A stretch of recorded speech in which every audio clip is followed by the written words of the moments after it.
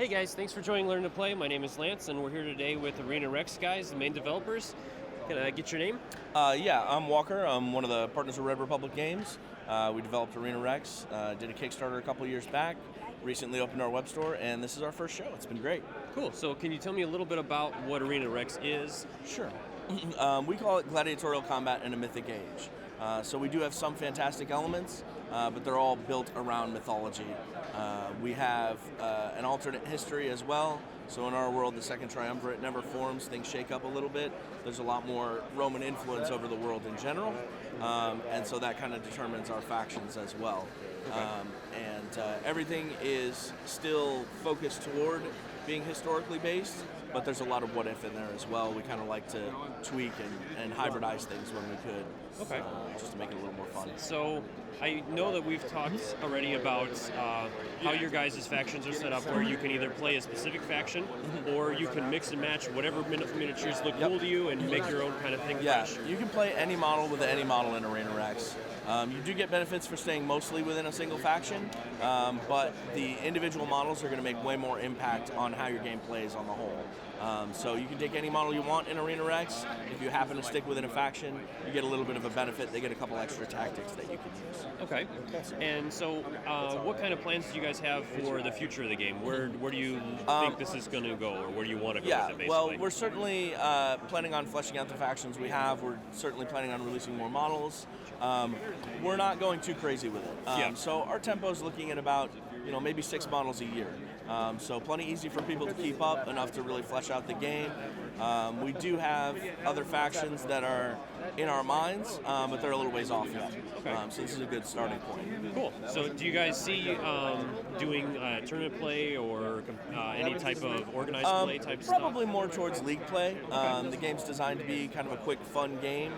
We didn't want it to be stressful for anyone. We were coming from larger games, Warhammer and Privateers games, and those can get pretty intense. They can be long games.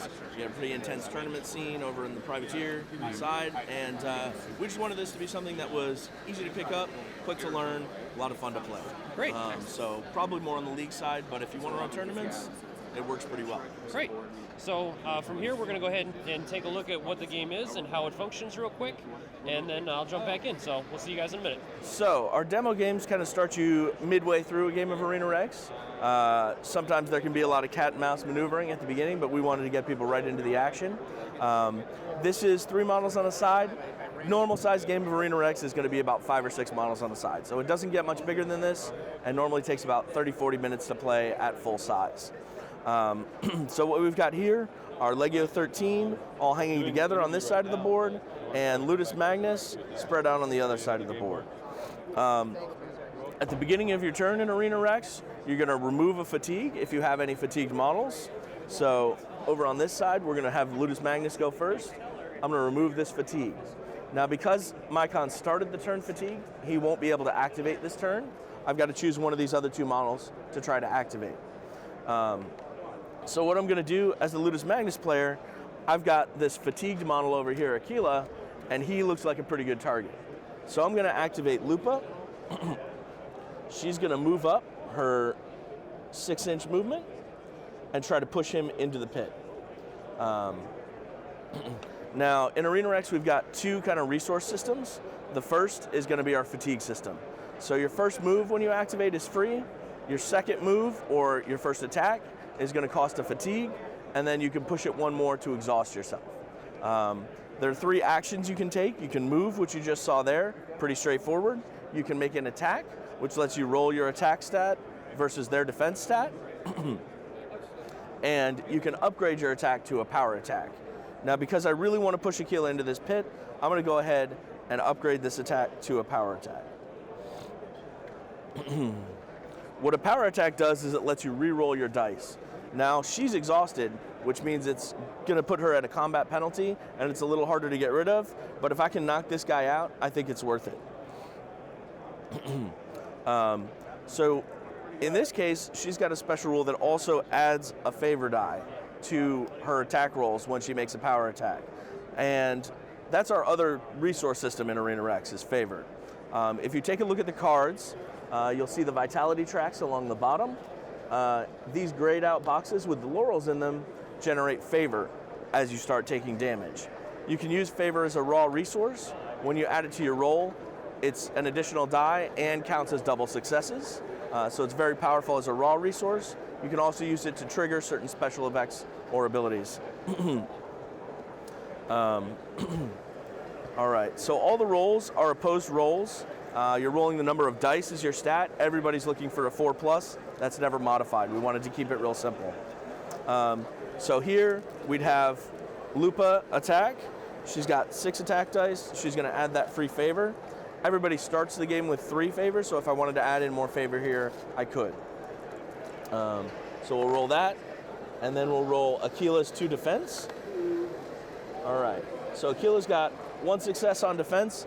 Not many successes on attack, but because it's a power attack, I get to re-roll those failed dice, including the favor die. So power attacks are great when you want to throw a bunch of favor at a problem and make it go away. Still not that great though. So the dice were not with me on that one, but we've got 1 success on defense. That cancels out one of the successes on attack.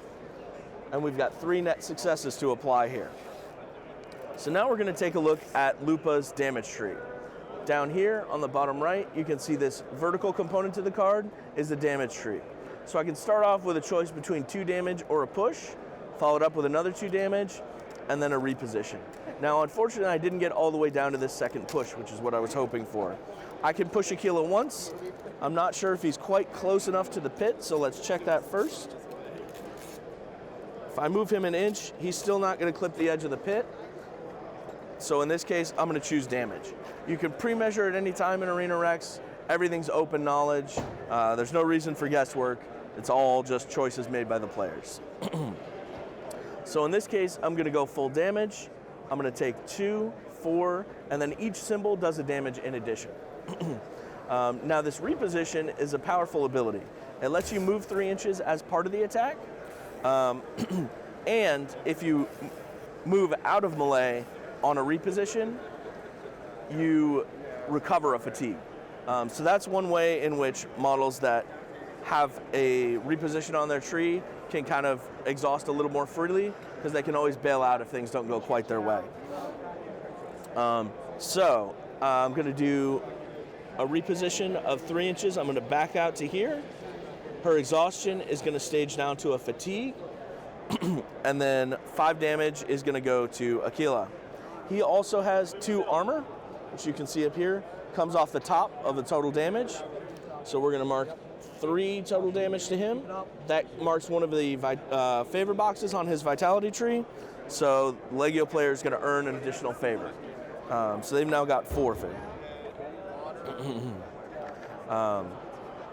So now on the Legio player's turn, there's a fatigued model that you can remove a fatigue. Aquila still can't activate, but he's now ready to react. He's ready to act next turn. And I'm going to go ahead and activate Gaius Palladis over here and get him right up into the middle. He's a strong defensive model. He's very resilient, so I want him to be in the middle of things. I'm going to move him up 4 inches. He's a little bit slow, but that's good enough to get him into melee here. Now, there's a couple of reactions you can do in Arena Rex as well. Anytime you move, your opponent can move in reaction. If you make an attack, they can counterattack or assist. In this case, nobody's within range to assist Lupa, but I can move at the end of Gaius Palladis' movement. I can move my con up to threaten. So what I'll do is I'll move him. He's got a 5 move. I'll move him up to here. He gets fatigued by that movement. Now, Gaius Palladis will attack. He also has a 6 attack, and Lupa's got 3 defense.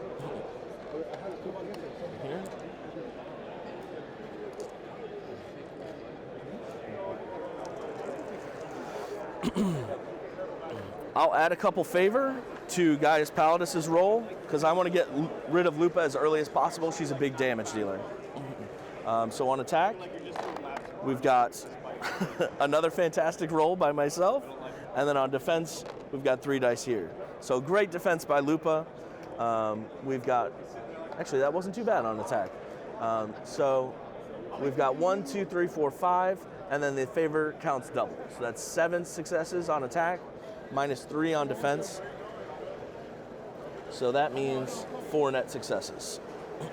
Again, we go back to Gaius Palladis' tree. He's a strong pusher, but I'm going to choose damage here since I'm not too near a lion or a pit.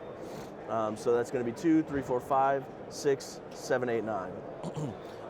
All of the symbols do 1 damage in addition to their regular effect again. So that's 9 minus her armor of 1 is 8 damage. And then that's 2 favor to the Ludus Magnus side. All right, so he's fatigued now. And because she's taken so much damage, now I think she's really in danger. I'm going to go ahead and make a second attack. I'm going to exhaust Gaius Palladis to make that second attack. So in this case, I'm out of favor, but I am going to go ahead and roll the attack normally. Lupa at this point is in danger, so we're going to add some favor to the defense. So on the attack, no good, and the defense. All right, so that's 3 successes on defense, 2 on attack, not a successful attack. All right.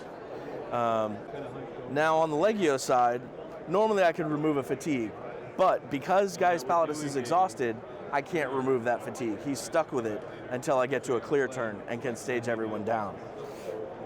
A clear turn happens once all of your models are fatigued, and you stage everybody's fatigue down once, but you don't activate a model. So that's kind of our upkeep turn. You can activate tactics and certain other special abilities then, and only then, but you don't get an activation. So that's kind of our tempo mechanic there. And Mycon is going to come over here and try to push Gaius Palladis over towards the lion. Mycon has a very board control focused tree. He's got 3 pushes down here and exhaust, or a fatigue up. So if he hits someone who's fatigued, he'll exhaust them. And then this star down here is his special ability called Atlas Throw. So he can actually place someone within D3 inches as opposed to just a regular push. He also has a special ability called Momentum, which lets him follow up 2 inches on a push instead of 1, and really control the angle that he's pushing people around at. So Mycon's going to attack. Because Gaius Palladis is exhausted, he's going to get a free success and a free push on top of his very board control heavy tree. Gaius Palladis only has 2 defense, and Mycon has 6 attack. What's up, Nick? All right, so great attack there. So that's 4 successes on attack, 1 on defense. That's 3 net successes normally, but because Gaius Palladis is exhausted, that's going to make it 4. So that unfortunately doesn't get me all the way down to Atlas Throw, but it does get me quite a bit of pushing. So I've got these 4 successes here, plus the free push from him being exhausted. We'll do our free push is 1 inch, and then Mycon can follow up to 2. I want to keep him moving towards the lion, so in this case I will follow straight ahead. We'll move him another inch, and then Mycon's going to squeeze this way as much as he can. We'll move him a 1/3 inch from our 3rd push, and this time he's going to come this way to really push him straight towards the lion.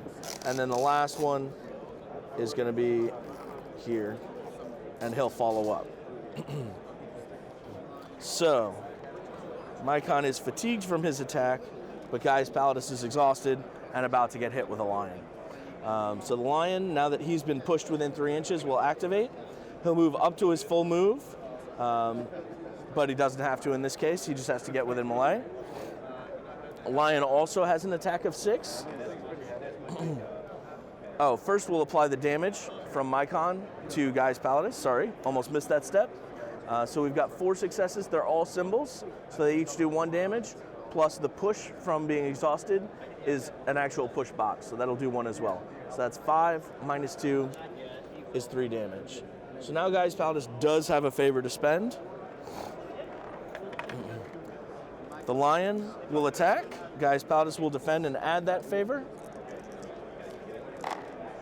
We got the attack there and the defense there.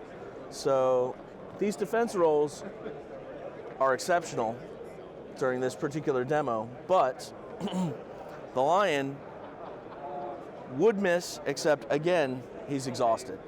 So he'll get that additional success. It'll just be 1 down the tree. We'll choose damage. He'll do 3, -2 armor is 1 more damage to Gaia's Paladins. All right, so as you guys saw, this is an intense game, very fun. Stay tuned in the future. I'm going to be getting a full Learn to Play video out for it, showing all the mechanics and how it functions. And we have a lot of exciting stuff coming from you guys in the future as well, so we're looking forward to that. Thanks again for joining me, and congratulations on another successful con. Thanks for your time, and Thank thanks. you.